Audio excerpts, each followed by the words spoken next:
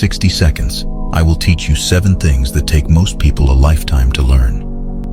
1. Feeling sad after making a decision doesn't mean it was the wrong decision. 2. Self-awareness is the realization that there is no opponent. It's you versus you. The only person you should compare yourself to is the person you were yesterday. 3. Sometimes saying goodbye doesn't mean you don't love something. It just means you love yourself. 4. The lesson you struggle with will repeat itself until you learn from it. 5. If you keep one hand on your past and one hand on your future, you'll never have either.